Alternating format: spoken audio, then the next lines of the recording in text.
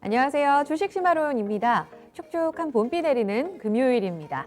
학생 때 생각해 보면은요, 이렇게 비도 오고 게다가 금요일이면은 수업 듣기 참 싫죠. 네, 그런 분위기가 또 금요일장에는 여지없이 좀 반영되는 것 같습니다. 평소보다 확실히 투자 주체들이 좀 소극적으로 대하는 이런 금요일장의 패턴이 여지없이 드러나는 이런 모습을 보여주고 있습니다.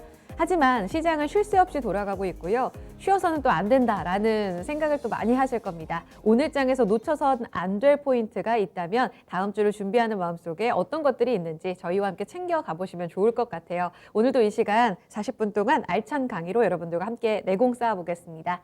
함께할 교수부터 소개해 드릴게요. 토마토 투자클럽의 최태규 전문가 함께하겠습니다. 안녕하세요. 네, 반갑습니다. 최태규 전문가입니다. 네. 잠시 후 강의 출발합니다. 먼저 시장 상황부터 볼 텐데요. 계속 오락가락하는 모습이 반복되고 있습니다. 코스닥은 그나마 분위기가 더 좋아져서 1020선까지 가네요. 거래소는 어떤 점이 또 달라졌는지, 코스닥은 누가 이끌고 있는지 시황센터로 가서 확인하겠습니다. 양시장 오늘은 분위기가 다른데요. 외국인이 매도로 돌아선 가운데 코스닥에서는 그래도 제약바이오 종목들이 잘 버텨주고 있습니다. 먼저 코스피 지수부터 체크해 보시면요. 강보합권 기록하면서 3,197포인트 터치하고 있습니다. 분봉 차트로 흐름부터 체크해 보겠습니다. 네, 오늘 코스피 상승 출발하면서 3,200선 돌파하는 모습이었는데요. 다만 아쉽게도 다시금 보합권 정도로 내려앉았습니다. 계속해서 장중에 보합권에서의 등락을 반복하는 추세인데요. 현재 구간 살짝 상승 쪽으로 올라서게 되면서 3,200선을 향한 질주를 다시 시작하고 있습니다. 네, 다음으로 수급 보시겠습니다. 네, 오늘 수급에서는 개인이 일단 6,979억 원 사자세고요. 외국인은 4거래일 만에 매도 쪽으로 돌아섰습니다. 3,297억 원 팔자세입니다. 기관을 보셔도 오늘은 금융투자를 중심으로 매도 매물이 좀 출회되고 있는데요. 3,800억 원 넘게 팔자세입니다. 네, 업종별 등락도 체크해 보시겠습니다. 네, 현재는 혼조세를 기록하고 있는데요. 먼저 하락하는 섹터들부터 보시면 섬유 의복 섹터가 1.2%대로 조금 크게 떨어지고 있습니다. 네, 이렇게 좀 대형주들의 영향이 미치고 있다는 점 보셔야겠고요. 금융업 섹터 전반적으로도 약보합권을 기록하고 있는데 그중에 은행 섹터가 0.8%대 하락세입니다. 네, 전기전자는 IT 투톱주들의 영향이겠죠. 약보합권 머무르고 있고요. 전기가스업 역시나 약보합권의 시세를 가져갑니다. 네, 반면에 상승하는 섹터들도 체크해 보시겠습니다. 현재 의료정밀 섹터 1.9%대로 가장 좋고요. 또 해운주들 랠리 펼치고 있는데 운수창고 섹터 1.8%대로 강세 흐름 기록합니다. 건설주들도 0.7%대로 조금 더 살아나는 모습이고요. 운송장비와 유통업도 0.6% 상승합니다. 네, 시총 상위 종목들 확인해 보시겠습니다. 전반적으로는 혼조세가 나타나고 있는데요. 먼저 IT 투톱주들 가운데 삼성전자 같은 경우에는 13조 원대 배당금을 오늘 주주들에게 지급하게 되죠. 일단 주가 자체는 약보합권 지나가면서 83,900원을 터치하고 있습니다. SK하이닉스도 보합권 정도의 시세인데요. 그래도 강보합권 한 번씩 빨간불 들어오고 있고요. 언택트 종목들 가운데서는 네이버 강보합권 지나가고 있습니다. 39만 2,500원 터치합니다. 네, 카카오 어제장 질주를 했었는데요. 오늘장 조금 크게 낙폭이 또 시작되는 모습이었습니다. 이 카카오 김범수 의장의 카카오 블록들이 성공했다는 소식까지 전해지고 있는데요. 일단 장중에 낙폭이 3%대까지 떨어졌다가 현재는 양봉 전환하면서 낙폭을 많이 줄여나가고 있습니다. 1% 안쪽의 낙폭까지 줄이는 모습이고요. 11만 9천 원 터치하고 있습니다. 네, 제약바이오 섹터들 가운데 셀트리온보다는 삼성바이오로직스가 0.8%대 상승 흐름 유지하고 있고요. 오늘은 자동차 종목들이 좋습니다. 현대차 0.6%대 또 기아가 무려 2% 오르며 87,100원을 터치하고 있습니다. SK이노베이션과 현대차 그리고 기아가 하이브리드차의 배터리를 공동 개발한다는 소식까지 확인을 해보셔야겠고요. LG전자 그동안 좀 올랐었는데요. 오늘은 4거래일 만에 하락 반전하면서 현재 구간 16만 8천 원 터치하고 있습니다. 특징주로 넘어가 보시겠습니다. 네, 오늘장 오르는 종목들 보시면 개별 이슈들이 강하죠. 특히나 1분기 실적 시즌을 맞아서 이 실적에 대한 기대감이 쏠리는 종목들 위주로 급등세가 나타나고 있습니다. 가장 먼저 볼 종목은 효성TNC인데요. 일단 전 부문이 사업 호조를 보일 것이다 라는 증권가의 리포트가 나왔습니다. 목표 주가를 무려 100만 원까지 상향하게 되면서 오늘장 질주 랠리 이어가고 있는데요. 15% 오르며 69만 1,000원 선 터치하고 있습니다. 네, 바로 아래 종목은 롯데 정밀화학입니다. 마찬가지로 10% 오르면서 67,100원 선 터치하고 있는데요. 저평가 요인들이 해소됐다는 평가를 받고요. 또 솔루스 첨단 소재의 실적이 반영되는 점이 호재로 꼽힙니다. 코스맥스도 체크해보시면 중국 쪽의 사업이 정말 좋다고 합니다. 이 때문에 컨센서스를 상회하는 실적을 발표할 것으로 나타나고 있고요. 중국 매출 성장에 힘입어서 오늘장 거의 8% 오르며 13만 3천 원선 터치하고 있습니다. 코스닥 시장으로 넘어가 보시겠습니다. 현재 코스피보다는 코스닥이 더 강한데요. 0.7%대까지 탄력 조금 더 커집니다. 1021포인트 터치합니다. 분봉 차트도 체크해 보시겠습니다. 네, 코스닥 차트를 보시면 점차 상승 탄력이 오후장 들어서 더 커지는 모습인데요. 이렇게 우상향 차트의 모습 그려내고 있고요. 7점 계속해서 경신합니다. 1020선도 넘어서고 있습니다. 수급 보시겠습니다. 네, 코스닥에서도 일단은 양 매도세가 나타나는데요. 그래도 외국인의 매도세가 좀 축소됐죠. 174억 원 팔자세입니다. 기관은 725억 원 매도 우위고요. 개인 보시면 1063억 원 매수 우위입니다. 시총 상위 종목들로 넘어가 보시겠습니다. 현재 보시면 혼조세가 나타나는 가운데 그래도 개별 종목들 위주로 좀 급등세가 나타나고 있는데요. 셀트리온 그룹주들은 조금 희비가 엇갈립니다. 오늘 셀트리온 헬스케어 0.7% 밀리며 13만 3,200원 터치하고요. 반면에 셀트리온 제약은 0.6% 오르며 15만 6,200원을 터치하고 있습니다. 네, 현재 시젠을 보시면 거의 8%에 가까운 오름세를 기록하면서 20만 원 선을 다시금 향하려는 이런 움직임까지 포착이 되고 있는데요. 진단키트 관련 소식들 특징주에서 좀 더 자세히 체크해 보시겠고요. 오늘 펄어비스도 0.5%가량 상승합니다. 카카오게임즈까지 이렇게 게임주들 전반적으로 빨간불 들어오는 모습이고요. 에코프로비엠이나 알테오젠 같은 경우에는 1% 안쪽에 낙폭을 기록하고 있습니다. 그리고 또 알테오젠 보시면 황반병성 치료제 아일리아 바이오시밀러 완제품의 사전 충전 제형에 대한 국내 특허를 획득했다는 소식까지 나타나고 있는데요. 그렇게 주가에 큰 영향을 미치지는 못하고 있습니다. SK머티리얼즈 현재 5%대 다시금 급등세 나오면서 35만 3,600원 터치하고 있고요. 스튜디오 드래곤 오늘 증권가 강한 분석에 1%대 상승세를 기록합니다. 네, 다음으로 특징주 보시겠습니다. 네, 먼저 엔젤 산업주들이 상승 흐름 나타내고 있는데요. 인민은행이 보고서를 통해서 중국 정부가 즉시 산하 제한을 폐지해야 한다면서 최소 3명까지 출산을 허용토록 산하 제한을 완화해야 한다고 제안했습니다. 앞으로 추후 경제적 우위를 잃을 위험성이 있다는 분석이 나오고 있는데요. 유아용 제품이나 이런 완구류를 판매하는 이런 종목들 위주로 급등세가 나타납니다. 아가방 컴퍼니 24% 오르며 5,130원 터치하고요. 오가닉티 코스메틱도 26%대 강세입니다. 제로투세븐도 두 자릿수대 시세 보여주고 있고요. 캐리소프트, 손오공까지 빨간불을 켜고 있습니다. 네, 아래쪽으로는 진단키트 관련 종목들입니다. 일단 서울시 쪽에서 계속해서 자가 진단키트 도입 이야기가 흘러나오고 있는데요. 아직까지 정확성에 대한 논란이 있는 가운데 학교에 좀 우선적으로 도입을 하겠다, 이런 부분들을 논의하겠다라는 소식까지 나타나고 있습니다. 관련 소식들 계속 나오는 가운데 시젠 8%대 강세고요. 진 매트릭스나 수젠텍 그리고 엔지캠 생명과학 5%가량 상승하고 있습니다. 지금까지 시장 상황 짚어드렸습니다. 강의로 가보시죠. 네, 강의로 돌아왔습니다. 양시장의 온도차가 확실히 좀 벌어졌네요. 코스닥 쪽으로 매기가 굉장히 좀 강하게 실리고 있다는 점, 네, 두 시구간의 포인트로 좀 체크를 해봤습니다. 오늘 수급이 좀 떠나 있긴 하지만 거래소 쪽으로 외국인이 확실한 변심은 눈에 띄는데 코스닥에서는 많이 팔지 않고 있다는 점 역시 코스닥이 좀 더 유리한 이런 흐름을 보여주고 있습니다. 막판까지 좀 매수 전환도 가능할까요? 체크 좀 해봐야 될 것 같고요.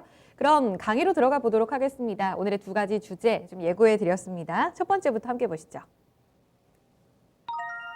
이번 주에 의미 있는 상승 속에 앞자리가 또 바뀌는 이런 코스닥, 또 거래소는 이 직전 고점을 뚫어내려는 시도까지 이어졌습니다. 이렇게 양시장이 서서히 순항하면서 레벨업을 꾀하고 있습니다. 이런 분위기 속에 다음 주에도 이런 분위기가 지속될지가 가장 좀 중요하게 체크하고 계실 것 같아요. 우리 교수님과 이야기를 좀 나눠볼게요. 전문가님, 4월 들어서 연일 이제 주간 양봉을 기록하더니 이번 주에는 확실히 그 숫자로도 성과가 났던 것 같습니다. 코스닥의 1000포인트, 또 코스피의 3200 재돌파. 뭐 오늘은 안간힘을 쓰고 있지만 완전한 안착은 아니지만요. 이런 상승의 의미를 좀 찾을 수 있을까요? 일단 연일 계속되고 있는 상승세를 좀 어떻게 해석하세요? 네, 일단 지금 시장의 가장 큰 뭐랄까 중심은 미국입니다. 결국 지금 뭐 코로나 확산 아니면은 뭐 백신의 부작용, 그다음에 그 뭐랄까 우리 가계, 기업, 국가들의 부채가 엄청나게 늘어난 상황이거든요. 네. 그럼에도 불구하고 최근에 좀 이러한 부분들이 수그러지는 건 일단 10년물 국채가 1.6% 밑으로 내려가 버리면서 일단 금리 인상에 대한 이야기가 조금 수면 아래로 가라앉아 버렸어요. 네. 그러면서 오히려 미국이 시장을 주도하다 보니까 우리 시장도 계속해서 올라가고 있는 겁니다. 자, 그러면 한번 우리가 그 미증시 한번 차트 흐름 보면서 한번 제가 말씀드려 보도록 하겠습니다. 네. 자, 우리 다우존스에 다우존스 보면 그림을 아. 이렇게 잘 만들 수 있을까 할 정도로 네. 급등 나오면은 며칠 조정 주고 다시 급등 나오고 조정 주고 급등 나오고 조정 또 다시 신고가. 34,000. 완벽하게 지금 차트 흐름을 예쁘게, 그것도 급등이 아니기 때문에 그냥 견조하게 가고 있는 거예요. 그러니까 어지간해 가지고는 시장이 큰 뭔가 뭐랄까 악재가 나타나지 않는 이상 시장은 그냥 완만하게 간다라는 거죠. 네. 이러한 부분이 우리 거래소 쪽에서도 좀 나타나고 있어요. 우리 거래소 같은 경우도 보시면 아시겠지만 주도 섹터가 없어요.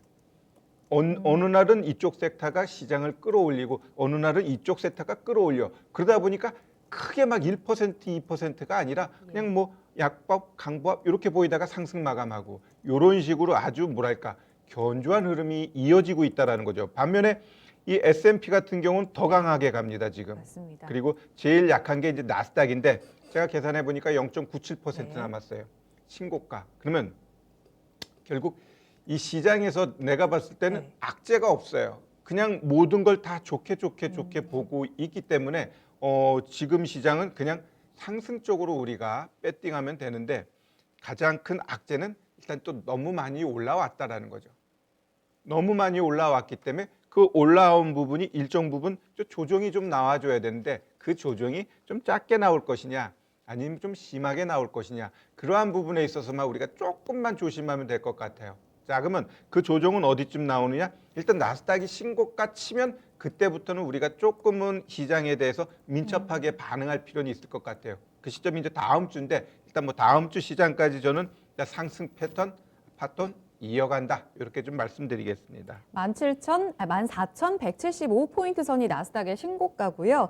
지금 100포인트도 거의 안 남은 상황이죠. 네네네 그렇습니다. 와, 14,038포인트, 100포인트 조금 더 남았네요. 이런 부분 속에서 좀 얼마 남지 않았다. 여기까지 도달하게 되면 그때 조금 경계심을 갖더라도 지금은 괜찮다라는 말씀을 하셨어요. 그러면 지금 추가 질문으로 잠깐 드리면 금리가 안정화됐다라는 포인트를 말씀해 주셨고 이 때문에 미증시가 더 잘 갔다는 이야기를 하셨거든요. 이번 주에 발표됐던 미국의 CPI 같은 경우에는 또 괜찮지 않았습니까? 예상치에 또 부합했고 그럼에도 불구하고 금리가 안정화된 데에는 확실히 우리가 기존의 그 두려움이 다 선반영됐기 때문인가요? 아니면 다른 이유가 있나요? 일단 그 시장은 일단 이 연준을 믿는 것 같아요. 연준을 믿다 보니까 시장이 좀 보여지는 거고 장기간 저금리가 될 거라는. 그리고 어차피 이 채권 금리 이러한 것들도 결국은 투기 세력에 의해서 움직이는 거기 때문에 일단 그 큰 그 뭐랄까 돈의 움직임이 일단은 좀 하방 쪽으로 배팅을 잡아놓은 거죠. 굳이 여기서 올릴 필요는 없다라는 거죠. 그러나 이러한 것들은 언제든지 바뀔 수 있어요. 시시각각 바뀔 수 있는 부분이고 이러한 패턴이 일주일, 2주일 아니면 한 달, 2달 이어졌다가 다시 또 급등으로 갈 수 있기 때문에 우리가 지금 시장 굉장히 뭐랄까 풀어 헤쳐놓고 시장을 볼 정도로 너무 좋은데 이러한 부분은 항상 우리가 경계감을 갖고 시장을 대응해야 된다. 이렇게 좀 이야기하고 싶네요. 네, 연준에 대한 신뢰, 그 심리가 이끌었다 말씀해 주셨고요. 그 심리는 하지만 계속 바뀔 수 있기 때문에 나스닥의 신고가 돌파도 봐야 한다라는 포인트였습니다. 다음 질문은요. 이번 주 이 거래소를 이끌었던 것에는 수급 주체에 또 유의미한 변화가 있지 않았습니까? 3월 말부터 외국인들이 조금씩 들어왔다가 또 4월 초에 팔았다가 그러더니 4월 6일을 기점으로 완전히 좀 순매수로 좀 돌아섰더라고요. 조금이긴 하지만 규모 자체가 크지는 않지만 외국인이 이번 주에도 이런 순매수 기조를 좀 보여줬습니다. 의미 있는 수급의 컴백일까요? 일단 제가 봤을 때 외국인 입장에서도 지금 글로벌 증시가 모두 이렇게 좋은데 우리 대한민국이라는 나라를 딱 놓고 매도를 일관한다는 건 전체적인 그 뭐랄까 그들의 그 포트폴리오 상에서도 맞지 않는다라는 거죠. 그렇기 때문에 일정 부분 지금 외국인이 우리 시장에서 공격적으로 들어오는 거고요. 결국 제가 볼 때는 이제 다음 달이면 저는 공매도가 재개되죠. 네. 공매도의 중심이 이제 결국 외국인이 되면서 외국인이 일단 고평가되고 밸류에이션 높은 이런 종목 쪽에서는 여지없이 공매도 칠 겁니다.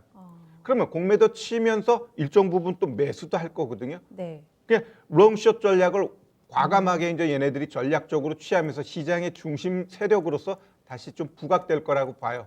결국 이들이 시장에서 어떤 쪽으로 이제 방향 잡고 가느냐에 따라서 시장은 올랐다 내렸다 이러한 반복된 모습을 보여줄 수 있다라고 저는 보고 있어요. 그래서 네네. 일단 올 한해는 우리 시장 같은 경우는 미국이 그냥 계속해서 올라가더라도 우리는 일단 어느 정도 올라가면 상단 막히면서 다시 떨어질 가능성이 높아요. 그게 바로 어찌 보면 공매도에 얘가 하는 그 가장 싫어했던 요인 중에 하나예요. 계속 가야 되는데 공매도를 거기다 쳐버리면 올라갈래도 못 올라가면서 다시 떨어집니다. 그럼 얘가 떨어지게 되면 글로벌 증시가 계속 가는데 우리 증시만 계속 떨어질 수 없죠. 그럼 거기서 다시 저가 매력이 부각되면서 숏 들어가면서 다시 올려버리는 거거든요. 그러면서 시장은 좀 박스 흐름으로 갈 가능성이 높기 때문에 그러한 쪽으로 우리가 방향을 잡고 트레이딩을 해야 될 것 같아요. 그럼 결국 최근에 다시 단기간에 좀 돌아오는 모습을 보였던 외국인들은 글로벌 경기 회복에 포커스를 맞추고 샀다라는 해석이신 거네요. 네네, 그렇죠. 알겠습니다. 하지만 공매도로 인해서 얼마든지 수급 변동성이 바뀔 가능성이 단기적으로 있다라는 변수까지 말씀해 주셨어요.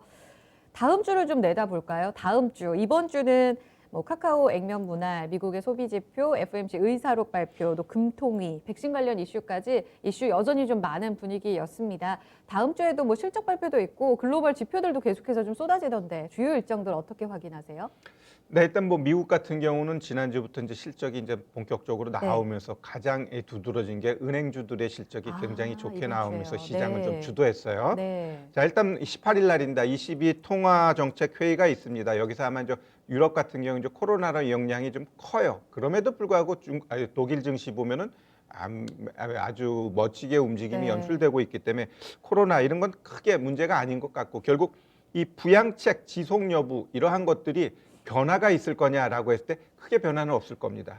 왜냐하면 결국 ECB 같은 경우는 연준이 먼저 뭔가 제스처를 취할 때 그때 ECB도 같이 움직이기 때문에 지금 연준 스탠스가 어때요? 완벽하게 시장 친화적이기 때문에 네. ECB만 노할 수는 없어요. 네네. 결국 ECB 역시 통화정책 회의 크게 문제가 없이 그냥 조용히 넘어갈 것 같아요. 지난주에 우리 한국은행 같은 경우도 크게 금리 변화 없었잖아요. 이렇듯 연준이 움직이기 전에는 시장 변화는 없다 이렇게 보시면 되고 일단 뭐 4월 23일 날 4월 달 미국 이제 제조업하고 서비스 PMI 이제 잠정이 나오는데 지금 미국 증시에서 가장 뭐랄까 강하게 올라가고 있는 부분은 이런 이제 제조업이라든가 이 서비스 이런 것들이 계속 호조를 보여주고 있다 네. 보니까 지금 시장이 가고 있는 거거든요. 네네. 그래서 4월에 혹시 얘가 조금 안 좋게 나오면 그게 빌미가 되면서 시장을 하락시킬 요인도 되니까 한번 그러한 부분을 잘 봐야 될 것 같아요. 미국 증시도 한번 조정이 필요하거든요. 조정이 네. 필요한데 이러한 지표가 조금 안 좋게 나와. 그럼 잘 됐다. 좀 조정 좀 들어가자. 이렇게 돼 버리는 거니까 23일 날 있는 그거 좀 봐야 될 것 같고요. 네. 그다음에 이제 3월 신규 주택 매매 이러한 것들도 우리가 좀 체크하면서 신규 주택 매매 이게 좀 안 좋아. 또 건설 시장이 생각보다 아닌가 봐. 이렇게 또 단기적으로 반응하면서 시장이 움직일 수 있으니까 23일 날 그러한 부분을 우리가 좀 체크할 필요가 있을 것 같습니다. 현지 시간으로 또 20일에는 이 빵주 중에 넷플릭스가 또 실적 발표를 하더라고요. 확실히 빅테크 기업들이 실적 발표를 하면 나스닥이 오히려 더 힘을 받을까요? 이런 지금 가이던스를 통계로 봤을 때 지금 분위기 어떻게 좀 점칠 수 있을까요? 네, 일단 뭐 그들의 실적은 제가 봤을 때 작년의 영향이기 때문에 일정 부분 잘 나올 거예요. 잘 나올 건데 의외로 잘 나왔는데 그들도 마찬가지예요. 주가가 높잖아요. 그러면 향후 실적이 더 나올 2분기, 수 있니? 3분기? 네. 라고 했을 때 아니다 싶으면 거기서 또 꺾어지는 부분이 있기 때문에 꼭 주가를 봐야겠네요. 그렇죠. 실적하고 주가 위치하고를 같이 보면서 네. 우리가 대응해야 됩니다. 알겠습니다. 주요 일정 중에 저도 궁금한 점이 하나 있는데 증권사에서 오늘 리포트 나오고 보니까 4월 22일, 23일에 기후 정상회의 한다고요, 전문가님. 이 포인트 자체가 다시금 좀 지금 답답한 뭐 신재생 관련해서 새로운 좀 매기를 전할 수 있는 이슈로 좀 확인할 수 있는지 어떻게 좀 점검하세요? 일단 뭐 그거는 누구나 다 아는 부분이에요. 다 아는 부분이기 때문에 그리고 그 바이든의 이 신재생 기후 협약 이런 것들은 1년 전부터 계속해서 반복된 내용이기 때문에 그게 이들 시장을 뭐랄까 이들 종목을 크게 끌어올릴 수 있는 건 아니에요. 그냥 종목의 위치에 따라서 가는 건데 제가 뭐 가장 대표적인 거 우리 CS 윈드 차트 한번 보면서 한번 좀 설명드려 볼게요. 자, 우리 CS 윈드 차트 보시면은 얘가 지금 60일 이평선 위에 있어요. 근데 60일 이평선이 지금 꼭 아직 뭐랄까 무상향하지 않기 때문에 올라가기 위해서는 좀 버겁다라는 거죠. 일단 10일 이평선은 치고 올라갔고 이제 20일 이평선 치고 갈 거예요. 그러면 얘가 조금 버벅대겠지만 어찌 보면은 기후 협약 그거 있는 날까지 얘가 버벅대게 되면 그걸 빌미로 해서 한 번은 더 치고 올라갈 수 있는 주가 위치는 됩니다. 그래서 요런 차트 흐름은 오히려 좀 조정 들어오면서 한 8만 원대 뭐 한 마이너스 0.4%, 0.5%거든요. 그러한 자리 나오게 되면 오히려 한번 매수하게 되면 이런 종목은 조금 횡보하더라도 그러한 모멘텀에 의해서 한번 올라갈 수 있는 주가 위치다. 이렇게 좀 말씀드리고 싶네요. 네. 업종 혹은 종목에 영향을 끼칠 수 있는 이슈로 좀 점검을 해봐야 될까라는 질문을 드렸는데요. 종목별로 좀 선별적인 흐름을 반영할 수 있다는 점을 참고해 보시면 좋을 것 같아요. 일단 최택규 우리 전문가님께서는 다음 주 일정으로는 매크로한 쪽 먼저 확인해 보자라는 말씀을 해주셨어요. 그럼 다음 주에는 이 같은 이런 상승 랠리 계속해서 이어질 수 있을지 코스피나 코스닥의 예상 범위, 좀 등락 범위를 어떻게 좀 점치시는지 궁금해요. 네. 일단 미국 같은 경우 오늘 만기일이기 때문에 오늘 좀 만기일 변화를 좀 봐야 될 것 같은데 예. 지난주 우리도 만기일 크게 변화 없었어요. 미국 같은 경우도 지금 뭐 그 뭘까 분기가 아닌 4월이기 때문에 크게 변동성을 줄 가능성은 저는 없다라고 봐요. 그렇기 때문에 네. 다음 주 시장도 제가 봤을 때는 어느 정도 추가적인 상승 가능하다 이렇게 좀 보고요. 네. 다만 이 상승이 나오는데 어디까지가 우리가 이제 상승을 보고 어디서 이제는 조정을 봐야 되느냐라고 했을 때 네. 일단 먼저 코스닥부터 볼게요. 코스닥이 네. 이제 워낙 이제 신고가 치고 가니까 그러면 예. 이 신고가 치는 종목은 솔직히 몰라요. 그냥 계속 상단을 열어놓고 가는 겁니다. 그러면서 얘가 떨어질 수 있는 자리를 우리가 이제 거래소 쪽에서 봐야 돼요. 거래소가 이제 신고가를 가기 위해서는 공간이 남아 있잖아요. 우린 미국에서는 나스닥을 보자 그랬어요. 다른 애들은 다 신고가 쳤고 나스닥만 지금 한 1%, 0.97% 올라가면 신고가거든요. 그러면 우리 거래소 같은 경우도 지금 3,197인데 고점이 3,266이에요. 그러면 아마 우리 거래소 같은 경우도 3,266 치고 오히려 3,300이라는 의미 있는 시자를 쳤을 때 그때 우리가 좀 조정을 염두에 둘 필요가 있을 것 같아요. 그래서 그게 네. 뭐 빠르게 나올지 아니면 뭐 1주, 2주에 걸려서 천천히 갈지 모르겠지만 일단 우리 거래소 상단을 3,300에 맞춰놓고 가고 코스닥은 몰라요. 얘가 어디까지 갈지. 예, 그렇기 때문에 그게 중요한 게 아니라 오히려 코스닥은 거래소가 고점 찍고 떨어지게 되면 같이 떨어질 가능성이 있기 때문에 일단 코스닥은 혼자 개별적으로 막 가게 내비두고 우리가 네. 시장을 볼 건 거래소가 과연 3,266 치고 3,300 가게 되면 거기서는 조금 긴장하면서 시장을 볼 필요가 있다. 이렇게 좀 말씀드리겠습니다. 알겠습니다. 그리고 다만 시장의 어떤 우상향하는 패턴 속에서 체크해야 될 포인트들을 몇 가지 주셨어요. 5가지로 지금 압축을 해주셨는데 이거 조금 더 설명 들어볼게요. 네네.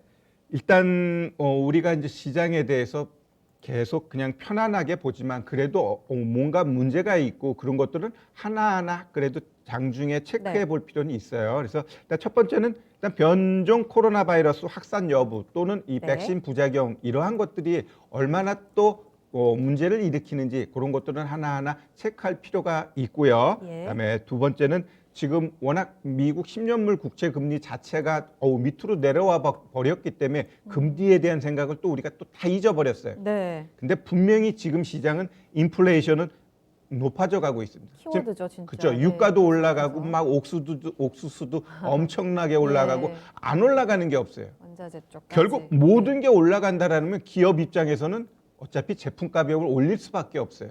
그럼 제품 가격을 올린다는 건 소비자 입장에서는 물가 상승 피부로 느낄 수밖에 없거든요. 네. 그렇게 되면 결국 그거에 따른 우리 신흥국들, 우리 같은 경우 지금 금리 동결했지만 네. 몇몇 국가들은 금리 올리고 있거든요. 네. 그래서 그러한 금리 변동성 이런 것도 우리가 좀 체크해 봐야 될 것 같고요. 네. 그다음에 이제 미국 같은 경우 경제가 워낙 좋고 정상화가 빠르게 진척되는데 네. 그러한 과정 속에서 이 법인세 인상 이러한 것들이 시장에서 또 어떻게 반응하는지 좀 봐야 됩니다. 또 하나는 지금 우리 바이든 정부의 그 인프라 투자 이거에 대해서 여당 야당 간의 갈등이 많잖아요. 근데 아마 크게 문제 없이 요번 인프라 투자에 대해서는 될 거예요. 거기에 가장 큰 핵심은 결국 중국을 따돌리기 위한 인프라 투자이기 때문에 지금 여당이든 야당이든 이 중국이 턱 밑까지 온 그들의 그 뭐랄까 성장을 가만두지 않는다라는 거죠. 그렇기 때문에 이번 인프라 투자는 분명히 제가 봤을 때 마찰은 우여곡절은 있겠지만 네. 될 거고 그로 인한 증시의 상승은 이어질 수 있다 이렇게 보시면 되고요. 끝으로 우리 기술주들 그 뭐랄까 페이스북이나 이런 애들 그 독과점 관련돼 가지고 좀 규제 이런 것들은 분명히 시장에서 아마 그들 쪽으로 한 번은 또 문제를 야기시킬 가능성은 있다. 이렇게 좀 봐야 될 것 같아요. 계속해서 시장에 잡음이 될 수 있는 변수는 꼭 체크를 하셔야 될 것 같아요. 그러면 다음 주에 일단은 큰 그림에서는 좋기는 한데 체크할 것들이 너무 많기도 하고 투자 전략을 좀 어떻게 세워봐야 될까요? 네, 일단 우리 주식 속담 좀 이야기하면서 좀 네네. 이야기할까요? 네, 일단 우리 주식 시장에 그런 말이 있습니다. 촛불은 꺼지기 직전이 가장 밝다. 어찌 보면 엄청나게 상승하는 게 거기에 도취하고 활활 타오르는데. 근데 그 뒤에 결국은 뭐랄까 꺼진다는 하락이 말씀이시죠. 있거든요. 그래서 이 강한 상승 네. 영원하지 않고요. 하락 동반한다라는 거 우리가 좀 유념하셔야 될 것 같고 너무 시장에 도취하지 말자. 네. 시장 분위기에 도취하지 말자. 네. 주식은 항상 보이는 게 전부가 아니에요. 이 주식 시장은 네. 아주 흉악하기 때문에 항상 뒤끝이 안 좋아요. 그러니까 조심하고 주식은 해보셔서 알겠지만 수익 내는 것보다 손실이 너무너무 쉬워요. 네. 그렇기 때문에 수익 날 때 잘 챙기면서 위험 관리도 항상 하시는 게 좋을 것 같습니다. 알겠습니다. 그리고 추가적으로 봐야 될 포인트에 있어서는 결론적으로 공매도 이쪽만 좀 체크를 해가면서 대응하자. 그러니까 가격 고평가에 대한 부담감을 안고 있는 쪽은 다음 주에 좀 챙기는 전략이 필요하다는 말씀이신 건가요? 네, 이제 지금 시장에 있어서 우리가 잘 봐야 될 텐데 네. 결론적으로 이 부분이 우리 시청자 여러분들이 잘 알아야 될 것 같습니다. 자, 지금 시장은 뭐 제약바이오 낙폭과대 종목들이 밑에서 많이 올라가요. 맞아요. 이번 주에 바이오 그렇죠? 너무 강했어요. 역배열인 종목들이 급하게 올라가면서 네. 이제 정배열을 만들려고 하는 그러한 모양새예요. 그러면 요런 애들은 조정 주고 한번 또 가긴 또 가요. 네. 바로 가는 애도 있고 조정 주고 가는 애도 있기 때문에 그러한 부분을 우리가 좀 잘 체크해야 될 것 같고요. 네. 지금 시장은 주도하는 종목이 없어요. 이놈 저놈이 그냥 같이 올라가기 때문에 네. 자꾸 올라간 종목 쫓아가지 마시고 네. 내가 갖고 있는 종목도 충분히 수익 줄 수 있다라고 여러분들도 자신감 가지시면 될 것 같고요. 다만 저 공매도가 재개되게 되면 거기서 우리가 체크해야 될 건 많이 올라간 종목인데 실적이 개떡이야. 안 좋아. 그럼 그런 종목은 조심해야 됩니다. 그냥 주요 공매도 타겟이에요. 네. 밸류에이션이 높아. 근데 주가 뭐랄까 밸류에이션이 안 좋은데 주가가 네. 높아. 그런 애들 아. 조심해야 돼요. 네. 그리고 어차피 공매도의 주요 타겟이 뭐예요? 대형주 중심으로 이루어지기 때문에 제가 봤을 땐 오히려 아마 중소형주 쪽에서 우리 스몰캡 많이 들어봤죠? 그들의 큰 시장이 한두 달 열릴 것 같아요. 그래서 여러분들도 시장에서 이제는 조금 스몰캡 종목에서 종목을 똘똘한 걸 찾으면은 예. 아마 수익률 게임에서 이길 것 같아요. 네. 제가 1, 2, 3월 달 뭐라 했죠? 인프라 투자였어. 네. 그러면은 두 달 정도는 네. 스몰캡 쪽으로 가셔야 돼. 이렇게 좀 정리하고 싶네요. 알겠습니다. 반등을 줬던 종목들 그리고 계속해서 고점을 뚫는 종목들 그 안에서의 키 맞추기가 계속해서 벌어지고 있는데요. 이런 분위기 모두의 파티라고 보기에는 늘 또 주식은 출렁이기 마련입니다. 그 안에서 네 종목의 실적과 지금 밸류에이션에 대한 평가는 어떠한지 한 번쯤은 좀 짚어봐야 될 포인트가 아닐까 싶습니다. 네, 첫 번째 강의에 대한 전략 들어봤습니다. 두 번째 강의로 넘어갈게요. 이번 주의 주인공 카카오 이야기입니다. 이번 주 초에 거래가 정지됐었고요. 액면분할 이후 어제 화려하게 좀 상승으로 좀 출발을 했습니다. 윗꼬리가 달리면서 조금은 변동성이 커진 모습이지만 증권사에서는 너도 나도 이 똘똘한 자회사들 기반으로 해서 추가적으로 가치 상승이 있을 수 있다라는 평가를 내놓고 있습니다. 다만 오늘은 매물 출회 또 블록딜 이슈와 함께 수급 이슈로 빠지고는 있는데요. 향후 액면 분할 그 이후에는 어떤 점이 가장 핵심일지 좀 이야기를 들어보도록 하죠. 액면 분할 전에요, 전문가님. 결국은 액면 분할 이제 이 이슈에 환호하면서 뛰어든 분들이 굉장히 많으셨던 것 같아요. 60만 원 갈 거다. 액면 분할 전 가격으로 봤을 때요. 계속해서 그런 환호 속에 좀 뛰어들었는데 그 전에 가장 중요했던 핵심 포인트는 뭐라고 보세요? 네, 일단 우리 5대1로 액면 분할했죠. 네. 55만 8천 원을 11만 1,600원으로 이제 줄여버렸는데 지금 11만 원인데 주변 사람들한테 얘기하면은 또 50만 원 간대요. 그러면서 막 이 카카오에 대한 열풍이 우리 개인 투자자들한테 굉장히 뭐랄까 기대감을 준다고 해야 되나요? 그런 꿈을 갖고 계신 분들이 많은데 네. 일단 이 액면 분할 자체는 주가가 높을 때 우리가 좀 접근하기가 쉽지 않죠. 가격을 다운시켜 버리다 보니까 어떤 우리 개인 투자자들이 한번 매수해 볼까라는 뭐랄까 그 쉬운 좀 접근이 쉽게 만들어낸 건 맞아요. 접근이, 네. 우리 삼성전자 봐봐요. 2018년도에 얘는 50대 1이었어요. 50대 1. 이게 200만 원 넘던 걸 우리 개인 투자자들이 그냥 5만 원에 살 수 있으니까 너나 할 것 없이 샀어요. 근데 그 당시엔 그 기쁨을 잠시 주고 긴 시간 동안 그 가격 이하로 엄청나게 하락했거든요. 네. 그 하락을 작년에 회복시킨 거예요. 작년 시장이 엄청나게 가면서 상승시켰기 때문에 네. 이 액면 분할 자체가 주가를 그냥 상승시키는 요인은 절대 아니에요. 뭔가 기업 가치가 바뀌거나 그런 건 아니고 그냥 단순하게 주식 가격을 낮춰버리면서 좀 접근을 쉽게 해줬다라는 것 이외에는 어떤 본질 가치가 바뀐 거는 하나도 없다라는 거죠. 근데도 이렇게 환호를 하네요. 네네네. 네. 여기까지. 네. 여기까지. 대답을 벌써 끝내신지 몰랐어요. 말씀해 주신 대로 액면 분할 공시 2월 25일이었는데요. 그때부터 이 거래제 정지 들어가기 전까지 한 15% 넘게 올랐더라고요. 물론 두나무 이슈도 있었지만 이 자체가 정말 그만큼 국민주가 될 수 있을 거라는 기대감과 함께 좀 올라왔다라는 평가를 좀 들어봤습니다. 그리고 어제 거래 재개가 됐죠. 증권사 쪽에서는 잇따라 전망을 좀 내놓더라고요. 네네. 여기에 핵심이 자회사와 실적으로 좀 압축할 수 있을 것 같아요. 일단 실적부터 좀 봐주세요. 1분기 괜찮을까요, 전문가님? 네, 일단 뭐 우리 카카오 같은 경우 네. 먼저 그 증권사들이 뭐 첫날부터 갭 떠서 가버리니까 그 뭐랄까 목표가 내놓은 게 좀 무색했어요, 그죠? 예. NH가 제일 높게 이제 14만 원 잡아줬고, 네. 그다음에 유진이 13만 원, 이렇듯 13만 원, 14만 원 잡아줬는데 전혀 뭐랄까 창피할 정도의 주가가 나왔습니다. 그러면 일단 뭐 증권사들이 보고 있는 우리 컨센서스를 한번 볼게요. 증권사들이 어떤 식으로 우리 카카오에 대해서 실적을 내놓나 이렇게 보면 네. 카카오를 먼저 한번 찍어서 보겠습니다. 자, 우리 카카오 보면 4분기도 괜찮았었잖아요. 네네네네네. 네. 지금 카카오 같은 경우 2020년 대비 2021년 매출액이 거의 30% 성장을 지금 예상하고 있어요. 2020년도에도 35%, 그다음에 올해는 33%. 이렇게 30% 상승을 했고 예상을 하기 때문에 주가가 그렇게 반응을 하면서 막 55만 원 이렇게 만들어 준 거죠. 그다음에 이 영업이익 같은 경우도 엄청나요.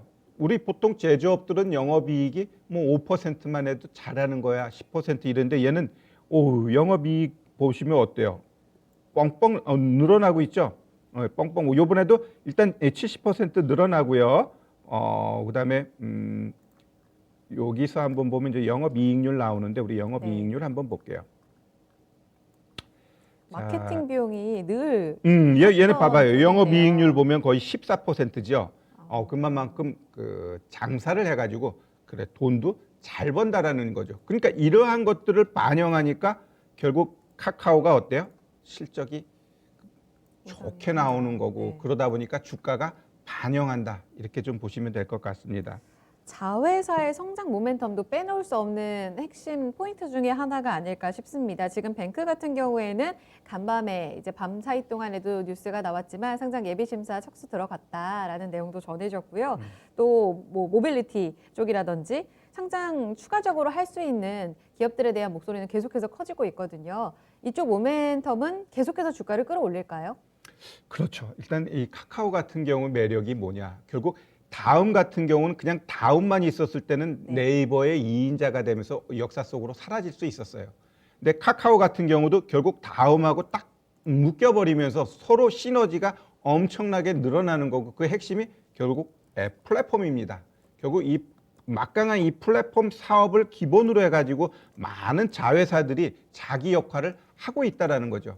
이게 결국 이 카카오의 가장 큰 뭐랄까 그 주가 상승의 모멘텀이고 카카오가 더욱더 성장할 수 있는 그 바로미터다 이렇게 보시면 될 것 같아요. 지금 많이 중심이 되고 있는 뭐 카카오 커머스 아니면 카카오 모빌리티 이러한 자회사들의 가치가 줄어드는 게 아니고 자꾸 성장하고 있잖아요. 그리고 또 이 두나무 가치 이거는 내가 봤을 때 양면입니다. 지금 엄청나게 가상화폐가 늘어나다 보니까 이 두나무의 가치도 올라간 건데 만약에 비트코인이 지금 가격에서 네. 10분의 1로 콱 줄어버리면 어떻게 될까요? 그럼 두나무 가치가 떨어지면서 오히려 카카오도 여기에 투자한 이게 에이 별로네? 라고 하면서 오히려 악영향이 될 수 있기 때문에 네. 여튼 이러한 그 가상화폐 쪽 이 두나무는 현 시점에서는 굉장히 효자인 것 같지만 네. 좀 얘는 뭐랄까 등락이 있을 것 같아요. 두나무 같은 경우는 네. 좀 그렇게 보셔야 될 것 같고 여튼 이 자회사들의 그 고성장 이거는 이어질 수 있다라고 보시면서 이 카카오 저도 일단 주가에 있어서는 최근에 좀 많이 올라왔지만 일정 부분 조정 주게 되면 충분히 매수해 가지고 좀 중장기 투자 가능한 종목으로 보고 있습니다. 네. 자회사의 성장 모멘텀, 네, 이렇게 좀 말씀을 해주셨어요. 그리고 제가 앞서서 좀 나아가서 상장 모멘텀도 같이 좀 섞어서 말씀을 드렸는데 상장 쪽 좀 분리해서 여쭤볼게요. 뱅크, 페이, 엔터도 미국에 상장한다 이런 네네네. 이야기도 있던데 이 포인트는 좀 여전히 좀 긍정적으로 평가하세요? 당연하죠. 일단 카카오뱅크 같은 경우는 지금 시장에서 보고 있는 게 네. 뭐 20조, 30조 이야기하고 있어요. 결국 이러한 것들은 카카오 입장에서 하나의 더 큰 천군만마를 얻는 건다 이렇게 네. 보시면 되고 일단 카카오페이 같은 경우도 마찬가지예요. 이 시장에서 개인 맞춤형 자산 관리 어찌 보면 조금 서비스가 고도화된 전략이거든요. 이러한 것들이 일반 금융권하고는 다른 서비스를 줌으로 인해 가지고 결국 카카오페이만의 또 매력적인 시장이 형성될 거라고 봐요. 네. 그다음에 이제 카카오가 하는 이 엔터 이러한 것들은 결국 뭐 다른 엔터들한테는 어찌 보면은 이 경쟁이 될 수 있지만 이 엔터 시장도 무궁무진하게 커갈 수 있는 시장이기 때문에 특히 여기서도 웹툰 이야기 많잖아요, 전문가님. 그렇죠, 그렇죠. 결국 이 카카오가 갖고 가는 이 전자상거래, 이커머스, 그 다음에 이 모빌리티, 뱅크, 엔터, 뭐 페이 이러한 것들이 제가 봤을 때는 이 카카오가 갖고 있는 이 플랫폼을 완벽하게 활용해 가지고 회사를 더욱더 크게 만들 수 있는 회사라고 전 보고 있어요. 그러나 뭐 일단 과거에 우리가 그 IMF 때 우리 기업들이 빚 많이 내가지고 문화발식으로 너무 확장해가지고 그게 이제 문제가 됐듯이 지금 이 카카오 같은 경우도 조금 자회사가 엄청나게 많아요. 그래서 그러한 것들은 어찌 보면은 좀 솎아내면서 좀 잘 되는 거는 집중하고 안 되는 건 좀 걷어내면서 좀 선택과 집중도 좀 해가는 게 낫지 않을까. 그냥 이것저것 다 뿌려놓은 다음에 뭐 다 되겠지만 분명히 가지 많은 나무에 바람 잘 날 없다고 예. 분명히 문제가 될 수 있거든요. 네. 그래서 카카오의 가장 큰 단점은 너무 문어발식으로 확장되어 있는 그런 계열사들 그러한 정리가 좀 필요하다 이렇게 좀 말씀드리고 싶네요. 알겠습니다. 5월 6일에 컨퍼런스 콜이 있네요. 실적 발표와 함께 이렇게 선택과 집중, 카카오가 계속해서 그림을 어떻게 그려나가고 있고 장사가 이쪽이 잘 돼서 이쪽으로 집중을 하는지 이런 이야기들은 이런 IR에서 힌트가 많이 나옵니다. 그래서 체크를 잘 해보시면 좋을 것 같아요. 전문가님 말씀만 들어보면 뭐 좋은 얘기가 거의 대부분인 것 같아요. 그렇지만 말씀해 주신 대로 증권사들의 목표치는 거의 도달을 한 분위기고 여기서 업사이드가 있을까 싶기도 합니다. 앞으로의 액면 분할 그 이후의 주가 포인트 중에 가장 중요한 내용과 전략을 어떻게 보시는지를 정리해 주세요. 네. 일단 카카오 같은 경우 차트 한번 보시면 정확하게 답이 나옵니다. 지금 네. 어제 보면 위아래로 무지하게 흔들어 놓고 십자형 캔들 만들었어요. 이거는 일단 털 거 털었다라는 거거든요. 팔 사람 팔고 새로 사고자 한 사람 사고 결국 그 매수와 매도가 완벽하게 공방을 이루어 놓은 이 차트 흐름이고, 그러면 이 종목 같은 경우는 오늘의 저점을 깨서는 절대 안 됩니다. 이 단기적으로 오늘 저가가 11만 5,500원이에요. 이 가격을 깬다라는 건 뭐냐? 더 떨어지겠다라는 거예요. 조정 좀 가겠다라는 거죠. 어찌 보면 이 종목을 갖고 싶은 분은 오히려 떨어져 가지고 얘가 지지해 주면서 강하게 올라갔던 가격대가 어디냐? 여기입니다. 그럼 여기는 뭐냐? 여기를 돌파 못했는데 여기를 돌파하기 위해서 어떻게 했어요? 강한 장대 양봉이 나왔거든요. 그러면 얘는 여기서는 더 이상 떨어지면 안 돼요. 이제 여기서 놀아야 돼. 근데 오늘 시초가를 깨게 되면 일단 여기까지 떨어질 것이고, 그러면 오히려 10만 4천 원, 즉 10만 원대 초반 오게 되면 제가 봤을 때 공격적으로 매수해도 좋지 않을까, 이렇게 좀 보여집니다. 목표가는요, 정해 놓을 수는 없지만 일단 우리가 단기적으로 본다면 이런 종목들 한 30% 보면 돼요. 30%. 네. 그 다음에 또 그 다음 목표가를 보는 겁니다. 알겠습니다. 그럼 핵심 포인트에 있어서는 가장 주력해서 이쪽의 자회사의 핵심이 나는 가장 중요하다라고 보시는 쪽이 있으세요? 아까도 커머스 쪽도 계속 강조하시는 것 같아서. 결국 이커머스 같은 경우는 네. 이쪽 전자상거래는 향후 우리가 이제 전기차가 엄청나게 이제 미래를 대표하듯이 네. 이 전자상거래도 미래를 대표할 것 같아요. 그러면 결국 이 이커머스가 카카오의 가장 중심이 될 것 같고, 일단 정말요? 모빌리티 같은 경우는 이 구글 쪽에서의 그 투자도 협업, 받고. 네. 이러한 것들이 아마 조금 모멘텀이 되니까 이 두 개를 좀 우리가 좀 지켜보면서 가야 되지 않나, 이렇게 보여지네요. 지금 채팅창에 카카오가 네이버보다 강점이 뭘까요 하셨는데, 말씀하신 커머스 부분에 있어서 쇼핑 뭔가 사업 분야가 조금 다르긴 하지만 네이버 쇼핑, 카카오 커머스 이렇게 봤을 때도 카카오 커머스가 더 매력적이라고 보세요, 전문가님? 그건 또 그때 가봐야 알겠지만 일단 뭐 네이버하고 카카오하고 누가 더 좋으냐라고 했을 때 예. 그걸 딱 꼬집어서 얘기하면 반대편은 또 나한테 무지하게 욕을 할 테니까 다 좋아요. 다 좋고 그냥 중립으로, 오늘은 네. 카카오 얘기하니까 이제 카카오 얘기 좋게 얘기한 거고, 다음 네이버 얘기하면 또 네이버 좋게 얘기할 거예요. 그러니까 너무 이쪽 저쪽 편가르기 하지 마시고 오늘은 카카오의 날이니까 카카오의 긍정적인 면만, 단점이라고는 일단 너무 뭐랄까 문어발식으로 많이 했다라는 거, 그게 좀 단점으로 전 보입니다. 네, 알겠습니다. 머피님 잘 좀 체크해서 살펴주시면 좋을 것 같아요. 네이버 쇼핑이 카카오 커머스보다 월등히 안 좋다 이런 뜻은 아니고요. 카카오 안에서의 좀 핵심적인 매력 포인트와 좀 위험 변수가 될 수 있는 포인트들 저희가 정리하면서 질문에 좀 답변으로 마무리 짓겠습니다. 네, 이렇게 강의는 좀 마무리 지어야겠네요. 오늘 강의 전략 여기까지 듣도록 하겠습니다. 전문가님 고맙습니다. 네, 감사합니다. 마지막으로 안내사항 있습니다. 한 주 동안 열심히 또 매매를 하시고 투자하시고 하셨는데요. 추가적으로 주말 사이 동안 고민되는 네 종목의 전략, 오늘 장 마감하고 나서 밤 9시에 미스터 진단이 여러분들의 질문에 대한 대답을 드립니다. 미리 신청하실 수 있어요. 02-2128-3388번 지금 전화 주시면 접수 가능합니다. 오늘은 토마토 투자자문의 박준현 운용력, 토마토 투자클럽 김민준 전문가, 유한타증권 김덕호 FA의 진단을 들으실 수 있습니다. 원하는 전문가에게 진단 받아볼 수 있는 기회니까 놓치지 마세요. 네, 이렇게 심화론에서 준비한 강의도 마무리 짓겠습니다. 투자 판단에 도움될 수 있는 내용들로 구성해봤고요. 이 내용은 특정 종목의 상승 하락을 보장하진 않습니다. 한 주 고생하셨는데요. 마무리 잘하시고 월요일에 또 뵙겠습니다.